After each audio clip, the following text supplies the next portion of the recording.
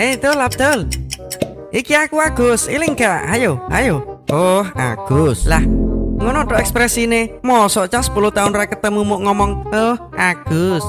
Terus aku harus gimana? Sekarang kita sudah nggak selevel. Jadi apa yang spesial dari pertemuan ini? Level-level ngomong apa sih? Emangnya salah nemui konco lawas? Nggak salah, cuma harus tahu diri aja. Kamu siapa, aku siapa. Buwok sombongmu. Eling, sukses iku ujian. Ojo sampai pangeran nguji swali Dengar, bahkan asetku nggak bakal habis dimakan 7 turunan.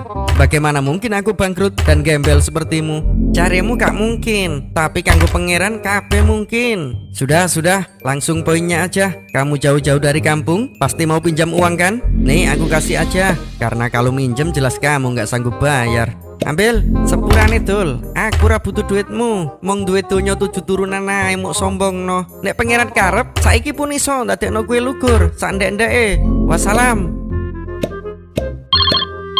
Ya, halo? Aduh Pak, gawat Pak. Perusahaan investasi yang kita pasarkan ternyata abal-abal. Dia membawa kabur semua uang nasabah. Dan sekarang kantor kita didemo, minta ganti rugi uang nasabah. Berapa jumlah uang nasabah kita? Sekitar 10 triliunan Pak.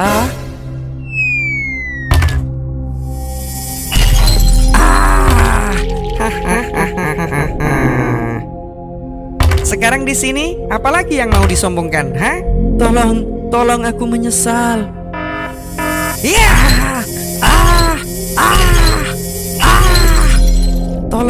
Tolong pelankan siksaannya. Ini jahanam. Level siksaannya memang kenceng banget.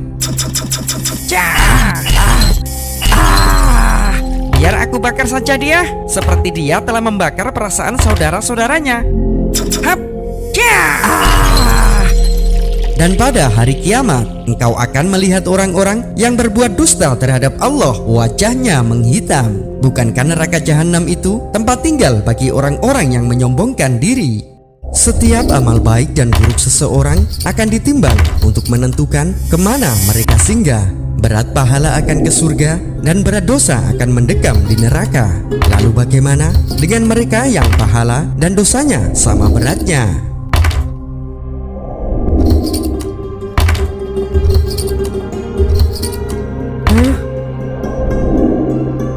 Ikutlah denganku. Apakah aku akan dimasukkan neraka? Tidak sekarang. Jadi, apakah aku akan dimasukkan surga? Tidak sekarang. Terus kemana aku akan singgah? Engkau akan menjadi penghuni A'raf. Apa itu? A'raf adalah sebuah tebing tinggi yang berada di antara surga dan neraka, sebagai hunian sementara bagi mereka yang memiliki amal kebaikan dan keburukan yang sama.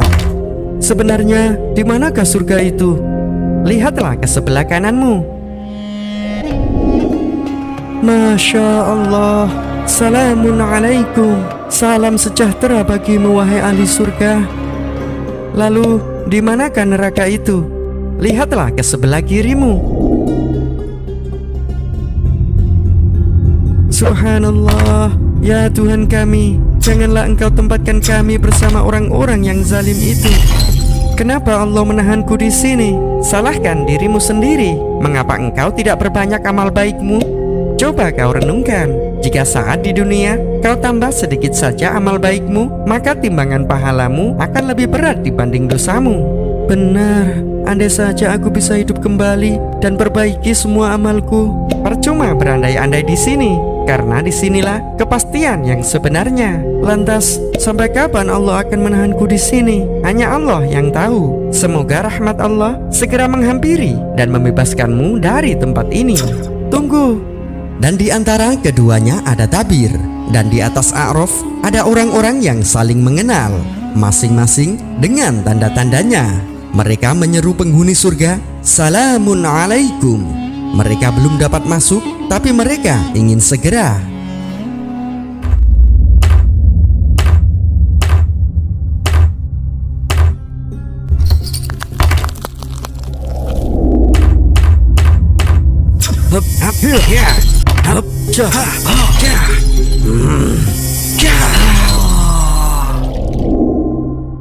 Bawa kedua pemuda yang bertengkar waktu itu. Siap.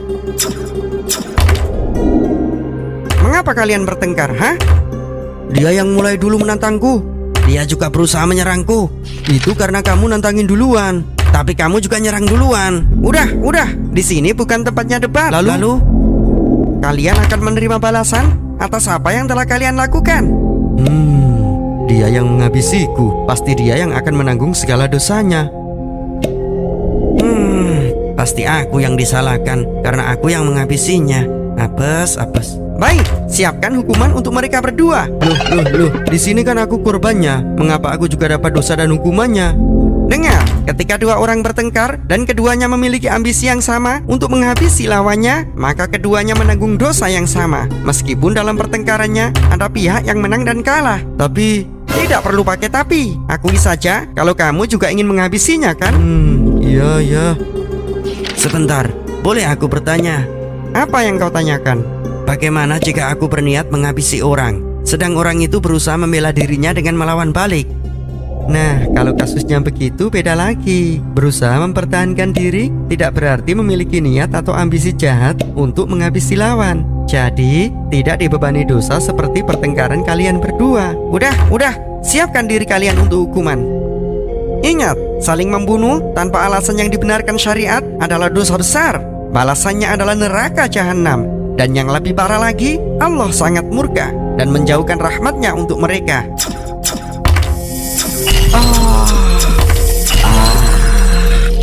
Dari Abu Bakrah, Rasulullah Shallallahu Alaihi Wasallam bersabda, apabila dua orang mukmin saling berhadapan dengan menenteng pedang mereka berdua, maka yang membunuh dan terbunuh sama-sama di dalam neraka. Lalu aku bertanya, wahai Rasulullah, yang membunuh, tapi bagaimana dengan yang terbunuh? Beliau menjawab, karena dia juga berambisi untuk membunuh lawannya. Beb, aku jemput depan gang sekarang. GPL. Hah? Gagal? Sejak kapan muncul tanda gini di WhatsApp? Haha, rasain lu. Mantap, biar nggak cari kencan. Woi, siapa nih yang ngerjain gue? Hahaha. Siapa kalian? Kami adalah penjaga hatimu. Hati gue baik-baik aja kok. Ngapain dijaga segala? Apa yang kamu rasa baik? Justru itu penyakitnya. Maksudnya? Lu mau kencan kan? Terus berduaan cari-cari kesempatan? Lah, emang kita saling mencintai? Apa salahnya pacaran? Salahnya kamu melampiaskan cintamu dengan nafsumu. Ah, gak ngerti gue. Jadi gini, cinta itu kan anugerah. Tapi jangan sampai kamu manfaatin cinta itu untuk memenuhi hasratmu, biar selamat di akhirat. Ngomong apaan sih? Akhirat-akhirat, kan gue masih hidup. Udah, buruan kencan sono. Tapi ingat, gua bakal tunjukin setiap dosa yang lu lakuin dalam pacaran. Oke, sana-sana, gue berangkat dulu. Ganggu aja.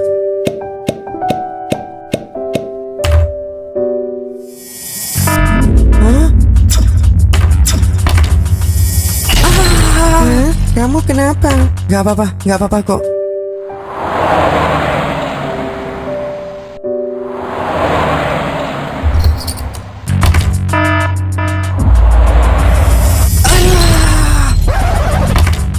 Kamu sehat? Iya, sehat kok, sehat.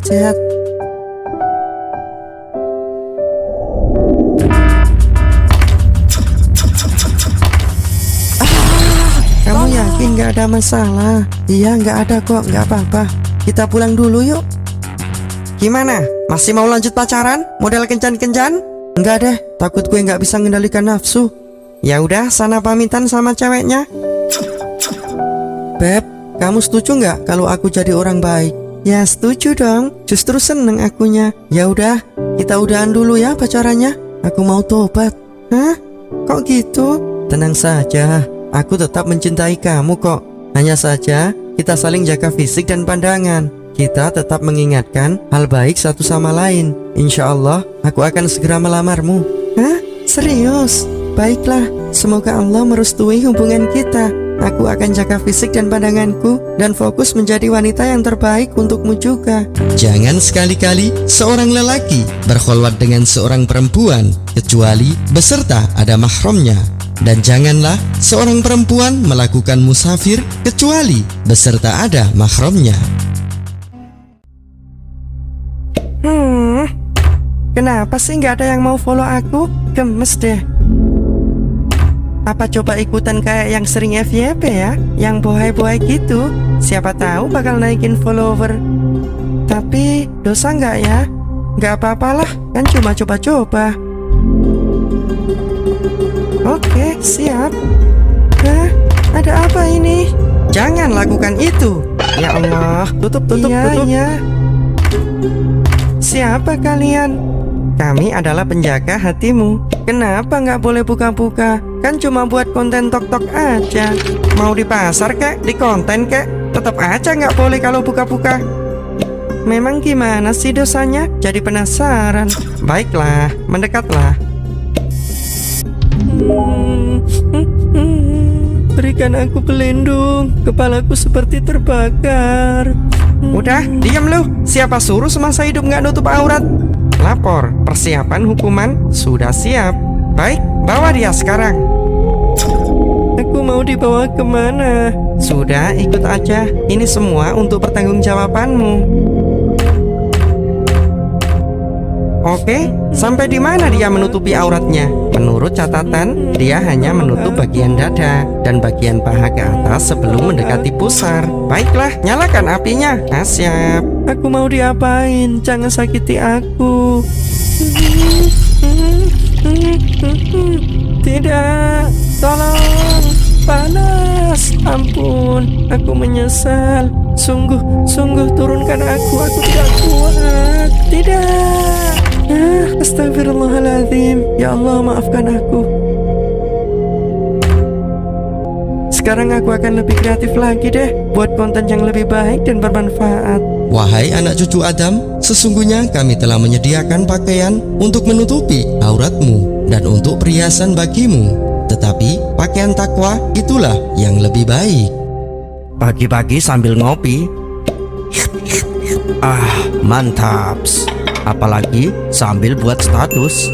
Nih, kenalin tetangga gue. Dia hobi banget pamer-pamer perabotan baru. Padahal tiap hari beli beras di sini ngutang. Seruput lagi kopinya. Mantap.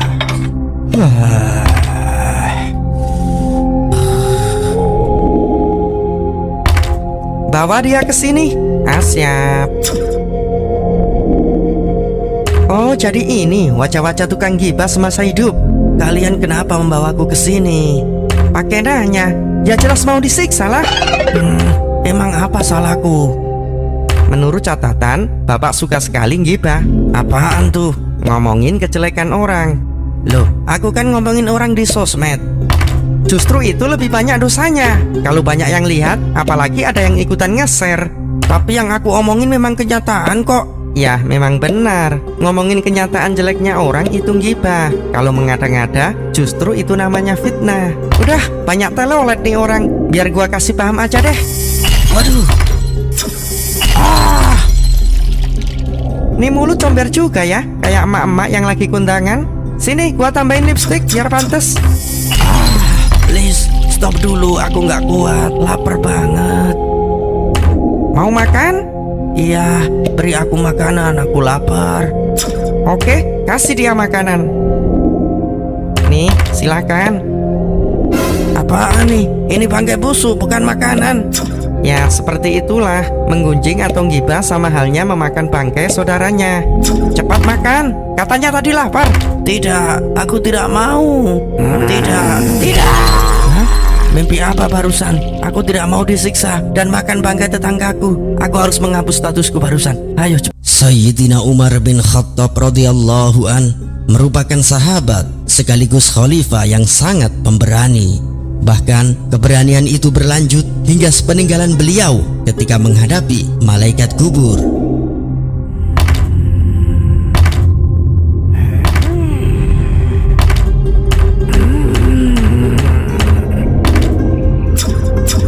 Bangunlah, wahai hamba Allah, dan jawablah pertanyaanku. Wahai malaikat, bersopanlah sedikit. Waduh, serem juga rupanya. Berani-beraninya kamu menggertak balik ya? Memangnya kenapa? Aku adalah malaikat kubur yang bertugas menguji keimananmu. Kalian belum tahu sedang berhadapan dengan siapa. Sudahlah, kita balik saja. Memangnya Siapa kamu? Aku adalah teman dekat dari hamba yang paling dicintai Allah. Hah? Rasulullah? Ya, aku adalah Umar bin Khattab. Tuh kan, apa aku bilang? Beliau sahabat dekat Nabi Muhammad Sallallahu Alaihi Wasallam. Ya. Baiklah kalau begitu, kami permisi dulu. Insya Allah, semenjak saat itu, malaikat kubur tidak selalu berpenampilan beringas atau galak ketika menghadapi hamba yang soleh. Lanjut dong requestnya. Oke, Bang, gimana gambaran orang yang punya hutang saat di akhirat? Yo wes, gas wae lah, selak diarep-arep video nih. Jadi gini guys, wes gak usah dijelas no, malah bulet, cus video wae lah. Oke, bawa dia ke sini. Baik, masa siksaanmu telah selesai, bersiaplah menuju surga. Tunggu, aku tidak terima jika dia akan dimasukkan surga. Apa yang membuatmu keberatan? Dia masih memiliki hutang padaku semasa hidup dan belum dibayar. Benarkah? Benar wahai malaikat. Bukankah harusnya kamu mampu membayarnya? Mengapa tidak kau bayar? Aku berniat membayarnya, tapi aku tunda dulu karena takut ada keperluan. Dan ternyata kamu meninggal sebelum membayar. Begitu? Iya, aku juga lupa mencatatnya. Jadi keluargaku tidak melunasinya. Nah, sudah mengakukan dia? Tolong mintakan pengadilan pada Allah. Tenanglah, apakah kamu masih ingat semua hutangnya? Tentu saja aku ingat. Baiklah, bersiaplah untuk mendapat keadilan. Baik, berapa total hutangnya? Hutang dia semuanya kalau ditotal 10 juta. Dan tahukah kamu malaikat? Apa? Uang 10 juta itu bisa untuk bertahan hidup selama 4 bulan. Ya, saya tahu. Sebentar, mengapa harus bahas soal bertahan hidup? Anggap saja, jika uang itu senilai biaya hidup 4 bulan, maka amal baikmu senilai 4 bulan akan kamu gunakan untuk membayarnya. Hah? Tapi bagaimana jika orang itu tidak memiliki amal baik dalam 4 bulan? Jika tidak punya atau kurang, maka orang itu harus menanggung dosa yang menghutangi. Mengapa bisa begitu? Ya, itu sudah resiko kamu lah. Siapa suruh tidak membayar hutang? Sudah, tenanglah. Ayo, naiklah kamu ke timbangan.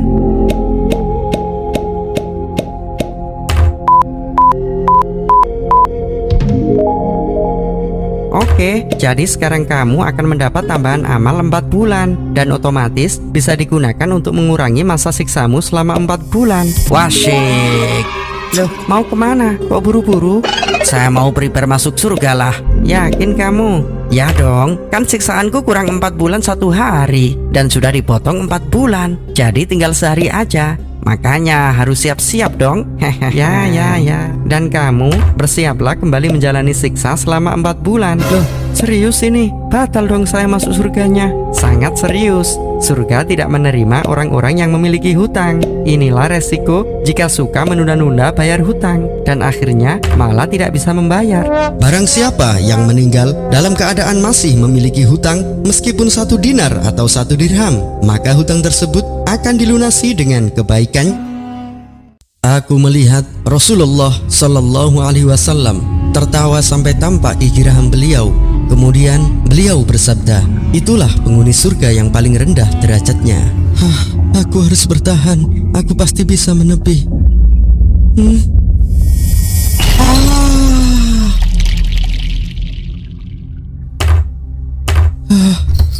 Itu sudah dekat. Aku pasti bisa.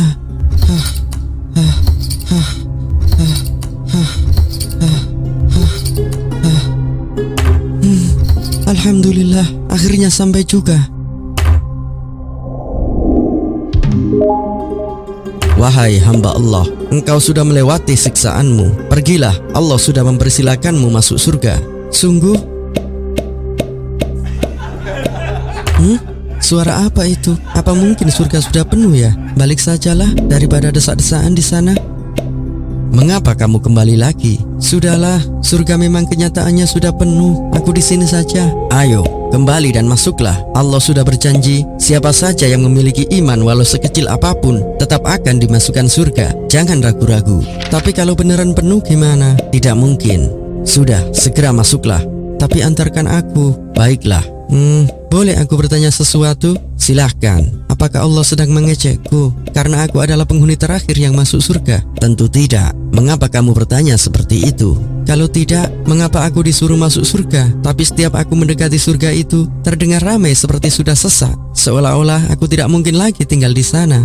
Ya, memang beginilah kondisi surga untuk orang terakhir sepertimu yang hanya memiliki sedikit bekal iman dan takwa. Maksudnya, cobalah berpikir, apa mungkin orang sepertimu akan disediakan surga kelas VIP yang memiliki berjuta kenikmatan seperti surganya orang-orang soleh yang sudah duluan masuk surga?